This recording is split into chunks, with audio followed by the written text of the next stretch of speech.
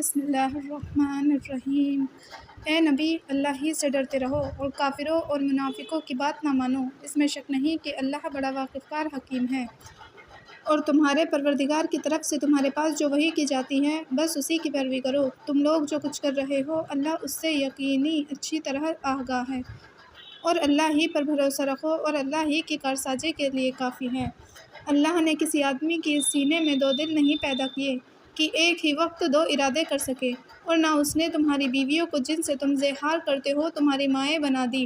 اور نہ اس نے تمہارے لیے پالکوں کو تمہارے بیٹے بنا دیے۔ یہ تو فقط تمہاری منہ بولی بات اور زبانی جمع خرچ ہے، اور چاہے کسی کو بری لگے یا اچھی، اللہ تو سچی کہتا ہے اور سیدھی راہ دکھاتا ہے۔ لیے پالکوں کا ان کے اصلی باپوں کے نام سے پکارا کرو، یہی اللہ کے نزدیک بہت ٹھیک ہے۔ ہاں، اگر تم لوگ ان کے اصلی باپوں کو نہ جانتے ہو تو تمہارے دینی بھائی اور دوست ہیں، انہیں بھائی یا دوست کہہ کر پکارا کرو۔ اور ہاں، اس میں بھول چوک جاؤ تو البتہ اس کا تم پر کوئی الزام نہیں ہے، مگر جب تم دل سے جان بوجھ کر کرو تو ضرور گناہ ہے، اور اللہ تو بڑا بخشنے والا مہربان ہے۔ نبی تو مومنین سے خود ان کی جانوں سے بھی بڑھ کر حق رکھتے ہیں، کیونکہ وہ گویا امت کے مہربان باپ ہیں، اور ان کی بیویاں گویا ان کی مائیں ہیں۔ اور مومنین و مہاجرین میں سے جو لوگ باہم قرابت دار ہیں، کتاب اللہ کی روح سے غیروں کی نسبت ایک دوسرے کے ترکے کے زیادہ حقدار ہیں، مگر جب تم اپنے دوستوں کے ساتھ سلوک کرنا چاہو تو دوسری بات ہے، یہ کتاب اللہ میں لکھا ہوا موجود ہے۔ اور اے رسول، وہ وقت یاد کرو جب ہم نے اور پیغمبروں سے اور خاص تم سے اور نوح اور ابراہیم اور موسیٰ اور مریم کے بیٹے عیسیٰ سے عہد و پیمان لیا، اور ان لوگوں سے ہم نے سخت عہد لیا تھا تاکہ قیامت کے دن سچے پیغمبروں سے ان کی سچی تبلیغ رسالت کا حال دریافت کریں، اور کافروں کے واسطے تو اس نے دردناک عذاب تیار ہی کر رکھا ہے۔ اے ایماندارو، اللہ کی ان نعمتوں کو یاد کرو جو اس نے تم پر نازل کی ہیں۔ جنگ خندق میں جب تم اپنے کافروں کا لشکر امڑ کے آ پڑا تو ہم نے تمہاری مدد کی، ان پر آندھی بھیجی اور اس کے علاوہ فرشتوں کا ایسا لشکر بھیجا جس کو تم نے دیکھا تک نہیں، اور تم پر خوش کر رہے تھے، اللہ اسے خوب دیکھ رہا تھا۔ جس وقت وہ لوگ تم پر تمہارے اوپر سے آ پڑے اور تمہارے نیچے کی طرف سے بھی پل گئے، اور جس وقت ان کی کثرت سے تمہاری آنکھیں کھیرا ہو گئی تھی اور خوف سے کلیجے منہ کو آ گئے تھے، اور اللہ پر طرح طرح کے برے خیال کرنے لگے تھے، یہاں پر مومنین کا امتحان لیا گیا تھا اور خوب اچھی طرح جھنجھوڑے گئے تھے۔ اور جس وقت منافقین اور وہ لوگ جن کے دلوں میں کفر کا مرض تھا کہنے لگے کہ اللہ نے اور اس کے رسول نے جو ہم سے وعدہ کیے تھے وہ بس بالکل دھوکے کی ٹٹی تھا، اور اب ان میں کا ایک گروہ کہنے لگا تھا، اے مدینہ والو، اب دشمن کے مقابلے میں تمہاری کہیں ٹھکانہ نہیں، تو بہتر ہے کہ اب بھی پلٹ چلو۔ اور ان میں سے کچھ لوگ رسول سے گھر لوٹ جانے کی اجازت مانگنے لگے تھے کہ ہمارے گھر مردوں سے بالکل خالی، غیر محفوظ پڑے ہوئے ہیں، حالانکہ وہ خالی غیر محفوظ نہ تھے بلکہ وہ لوگ تو اسی بہانے سے بس بھاگنا چاہتے تھے۔ اور اگر ایسا ہی لشکر ان لوگوں پر مدینے کے اطراف سے آ پڑے اور ان سے فساد خانہ جنگی کرنے کی درخواست کی جائے تو یہ لوگ اس کے لیے فوراً موجود ہوں، اور اس وقت اپنے گھروں میں بھی بہت کم توقف کریں گے، مگر یہ تو جہاد ہے، حالانکہ ان لوگوں نے پہلے ہی اللہ سے عہد کیا تھا کہ ہم دشمن کے مقابلے میں اپنی پیٹھ نہ پھیریں گے، اور اللہ کے عہد کی پوچھ گچھ تو ایک نہ ایک دن ہو کر رہے گی۔ اے رسول، ان سے کہہ دو کہ اگر تم موت کا قتل کے خوف سے بھاگے بھی تو یہ بھاگنا تمہیں ہرگز کچھ بھی مفید نہ ہوگا، اور اگر تم بھاگ کر بچ بھی گئے تو بس یہی نہ کہ دنیا میں چند روزہ اور چین کر لو۔ اے رسول، ان سے کہہ دو کہ اگر اللہ تمہارے ساتھ برائی کا ارادہ کر بیٹھے تو تمہیں اس کے عذاب سے کون ایسا ہے جو بچائے، یا بھلا ہی کرنا چاہے تو کون روک سکتا ہے، اور یہ لوگ اللہ کے سوا نہ تو کسی کو اپنا سرپرست پائیں گے اور نہ مددگار۔ تم میں سے جو لوگ دوسروں کو جہاد سے روکتے ہیں اللہ ان کو خوب جانتا ہے، اور ان کو بھی خوب جانتا ہے جو اپنے بھائی بندوں سے کہتے ہیں کہ ہمارے پاس چلیں بھی آؤ، اور خود بھی فقط پیچھا چھڑانے کی لڑائی خیت میں بس ایک ذرا سا آ کر تم سے اپنی جان چھڑائی اور چل دیے، اور جب ان پر کوئی خوف کا موقع آ پڑا تو دیکھتے ہو کہ آج سے تمہاری طرف دیکھتے ہیں، اور ان کی آنکھیں اس طرح گھومتی ہیں جیسے کسی شخص پر موت کی بے ہوشی چھا جائے، پھر وہ خوف کا موقع جاتا رہا اور ایمانداروں کی فتح ہوئی تو مال غنیمت پر گرتے پڑتے فوراً تم پر اپنی تیز زبانوں سے طعنہ کسنے لگے۔ یہ لوگ شروع سے ایمان ہی نہیں لائے، فقط زبانی جمع خرچ تھی، تو اللہ نے بھی ان کا کیا کرایا سب غارت کر دیا، اور یہ تو اللہ کے واسطے ایک نہایت آسان بات تھی۔ مدینے کا محاصرہ کرنے والے چل بھی دیے، مگر یہ لوگ ابھی یہی سمجھ رہے ہیں کہ کافروں کے لشکر ابھی نہیں گئے، اور اگر کہیں کفار کا لشکر پھر آ پہنچے تو یہ لوگ چاہیں گے کہ کاش وہ جنگلوں میں غاروں میں جا بستے اور وہیں سے بیٹھے بیٹھے تمہارے حالات دریافت کرتے رہتے، اور اگر ان کو تم لوگ میں رہنا پڑتا تو فقط پیچھا چھڑانے کو ذرا ظہور کہیں لڑتے۔ مسلمانوں، تمہارے واسطے تو خود رسول اللہ کا خندق میں بیٹھنا ایک اچھا نمونہ تھا، مگر ہاں یہ اس شخص کے واسطے ہے جو اللہ اور روز آخرت کی امید رکھتا ہو اور اللہ کی یاد باکثرت کرتا ہو۔ اور جب سچے ایمانداروں نے کفار کے جمگھٹوں کو دیکھا تو بالکل کہنے لگے کہ یہ وہی چیز تو ہے جس کا ہم سے اللہ نے اور اس کے رسول نے وعدہ کیا تھا، اس کی پرواہ کیا ہے؟ اور اللہ نے اور اس کے رسول نے بالکل ٹھیک کہا تھا، اور اس کے دیکھنے سے ان کا ایماندار اور ان کی اطاعت اور بھی زندہ ہو گئی۔ ایمانداروں میں سے کچھ لوگ ایسے بھی ہیں کہ اللہ سے انہوں نے نصاری کا جو عہد کیا تھا اسے پورا کر دکھایا، غرض ان میں سے بعض میں ہیں جو مر کر اپنا وقت پورا کر گئے، اور ان میں سے بعض حکم اللہ کے منتظر بیٹھے ہیں، اور ان لوگوں نے اپنی بات ذرا بھی نہیں بدلی۔ یہ امتحان اس لیے تھا تاکہ خود سچے ایمانداروں کو ان کی سچائی کی جزائے خیر دیں، اور اگر چاہیں تو منافقین کی سزا کریں، یا اگر وہ لاگے توبہ کرے تو اللہ ان کی توبہ قبول فرمائے۔ اس میں شک نہیں کہ اللہ بڑا بخشنے والا مہربان ہے۔ اور اللہ نے اپنی قدرت سے کافروں کو مدینے سے پھیر دیا، اور وہ لوگ اپنی جھنجھلاہٹ میں پھر گئے، اور انہیں کچھ فائدہ بھی نہ ہوا، اور اللہ نے اپنی مہربانی سے مومنین کو لڑنے کی نوبت نہ آنے دی، اور اللہ تو بڑا زبردست اور غالب ہے۔ اور اے اہل کتاب میں سے جن لوگوں اپنی بنی قریظہ نے ان کفار کی مدد کی تھی، اللہ ان کے قلعوں سے بے دخل کر کے نیچے اتار لایا، اور ان کے دلوں میں تمہارا ایسا رعب بیٹھا دیا کہ تم ان کے کچھ لوگوں کو قتل کرنے لگے اور کچھ کو قیدی اور غلام بنانے، اور تم ہی لوگوں کو ان کی زمین اور ان کے گھر اور ان کے مال اور اس زمین خیبر کا اللہ نے مالک بنا دیا جس میں تم نے قدم تک نہیں رکھا تھا، اور اللہ تو ہر چیز پر قادر و توانا ہے۔ اے رسول، اپنی بیویوں سے کہہ دو کہ اگر تم فقط دنیاوی زندگی اور اس کی آرائش و زینت کی خواہ ہو تو ادھر آؤ، میں تم لوگوں کو کچھ ساز و سامان دے دوں اور عنوان شائستہ سے رخصت کر دوں، اور اگر تم لوگ اللہ اور اس کے رسول اور آخرت کے گھر کی خواہ ہو تو اچھی طرح خیال رکھو کہ تم لوگوں میں سے نیکوکار عورتوں کے لیے اللہ نے یقیناً بڑا بڑا اجر و ثواب مہیا کر رکھا ہے۔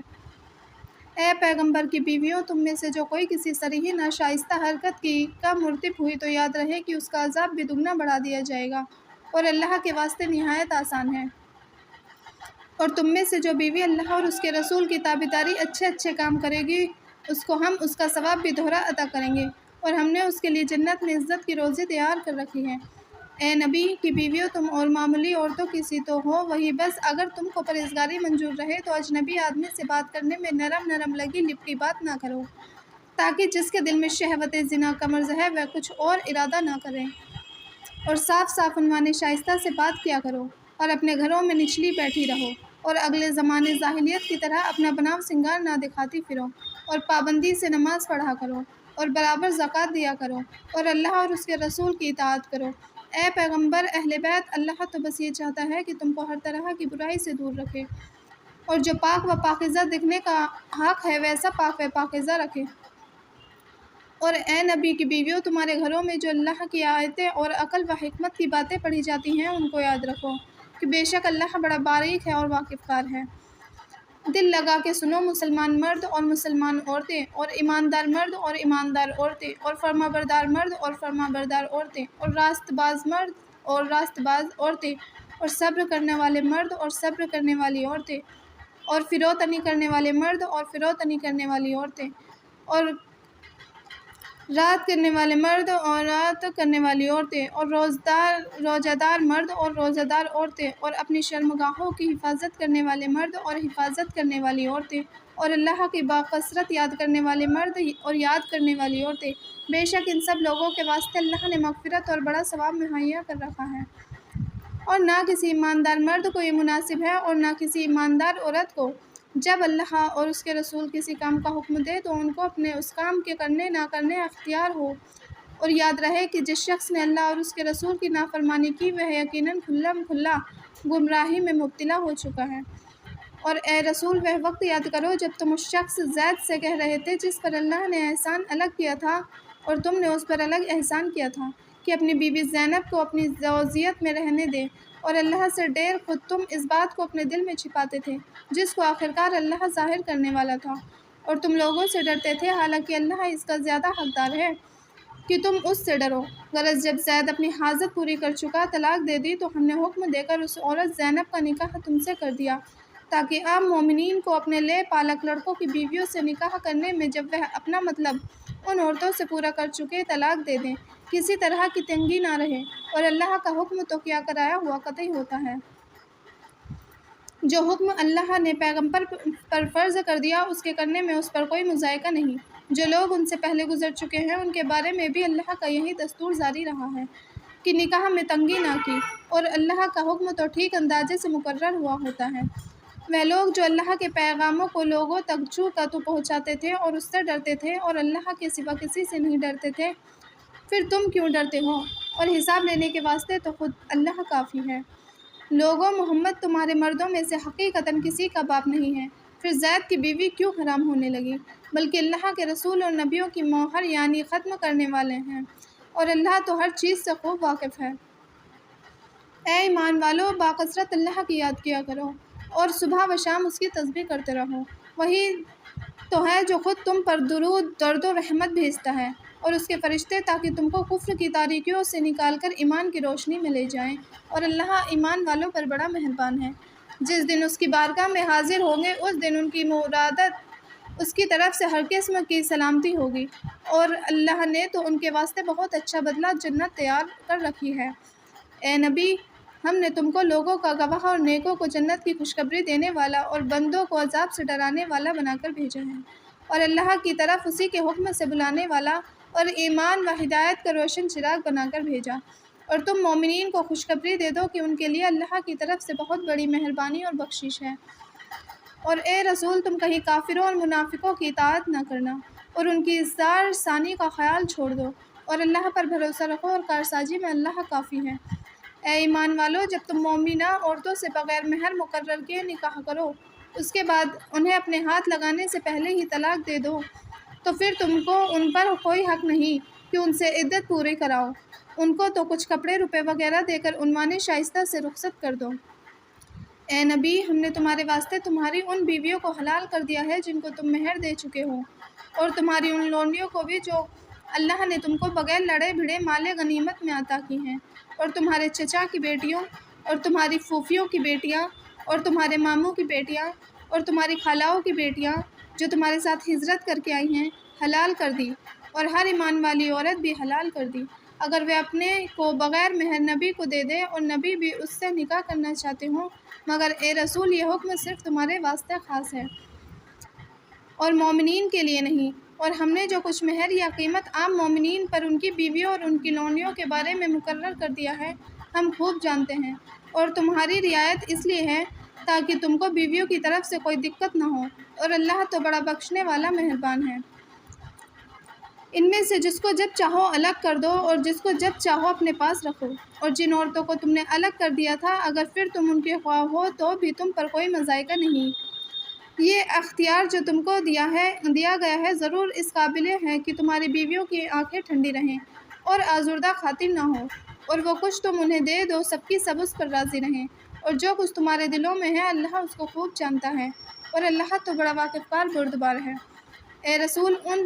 اب ان نوع کے بعد اور عورتیں تمہارے واسطے حلال نہیں، اور نہ یہ جائز ہے کہ ان کے بدلے ان میں سے کسی کو چھوڑ کر اور بیویاں کر لو، اگرچہ تم کو ان کا حسن کیسا ہی بھلا کیوں نہ معلوم ہو، مگر تمہاری لونیاں اس کے بعد بھی جائز ہیں، اور اللہ تو ہر چیز کا نگراں ہے۔ اے ایماندارو، تم لوگ پیغمبر کے گھروں میں نہ جایا کرو مگر جب تم کو کھانے کے واسطے اندر آنے کی اجازت دی جائے، لیکن اس کے پکنے کا انتظار نبی کے گھر بیٹھنا نہ کرو، مگر جب تم کو بلایا جائے تو ٹھیک وقت پر جاؤ، اور پھر جب کھا چکو تو فوراً اپنی جگہ چلے جایا کرو، اور باتوں میں نہ لگ جایا کرو، کیونکہ اس سے پیغمبر کو اذیت ہوتی ہے تو وہ تمہارا لحاظ کرتے ہیں، اور اللہ تو ٹھیک ٹھیک کہنے سے جھیپتا نہیں۔ اور جب پیغمبروں کی بیویوں سے کچھ مانگا نہ ہو تو پردے کے باہر سے مانگا کرو، یہی تمہارے دلوں اور ان کے دلوں کے واسطے بہت صفائی کی بات ہے،